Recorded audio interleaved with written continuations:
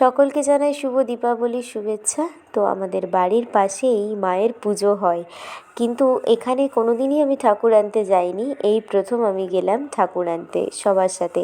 ভেবেছিলাম হই হুল্লোড় করে অনেকটাই আনন্দ হবে, কিন্তু যেহেতু চাকদার দিকে আমাদের ঠাকুরের অর্ডার দেওয়া হয়েছিল, আনন্দটা নিরানন্দে পরিণত হলেও শেষমেশ মায়ের মুখটা দেখার পরে মনটা ভালো হয়ে গিয়েছিল।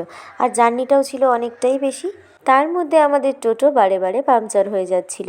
এই প্রায় বলতে গেলে 3বার। বাড়ি যখন এসছিলাম তখন কাজের আর কোনো এনার্জি ছিল না। তো সকালেই আমি আলপনা দিয়ে আমাদের 14 পুরুষের কিছু রীতিনীতি অনুযায়ী কাজকর্ম করছিলাম। ভেলা বানানোর জন্য গাছগুলোকে কেটে এনে জোড়া লাগানোর চেষ্টা করছিলাম, আর গত কয়েক বছর ধরে এই কাজটা আমিই করে আসছি। সন্ধেবেলায় চারিদিকে প্রদীপ জ্বালানোর পরে আমার ওই আলপনাটার চারপাশে কিছু প্রদীপ দিয়ে দিলাম, যেটা দেখতে সুন্দর লাগছিল। এরপর পুকুরের অন্ধকার রাস্তা ধরে চলে গিয়েছিলাম ভেলা ভাসাতে। ভেলাটা বানাতে বাবা আমাকে হেল্প করেছিল, কিন্তু গাছের ভারে ভেলাটা অর্ধেক ডুবেই গিয়েছিল, বাট দেখতে খুব সুন্দর লাগছিল। এরপর বাড়ি এসে কোনো রকমে রেডি হয়ে চলে গেলাম পুজোতে, কিন্তু শরীরটা সেই সময় এতটাই অসুস্থ লাগছিল যে ভিডিওটা করতে আমার মনেই নেই। যথাসময়ে এই পুজোর ভিডিওটা দিয়ে সাহায্য করেছে আমাকে দেবজিৎ ভাই, তো অসংখ্য ধন্যবাদ তোকেও।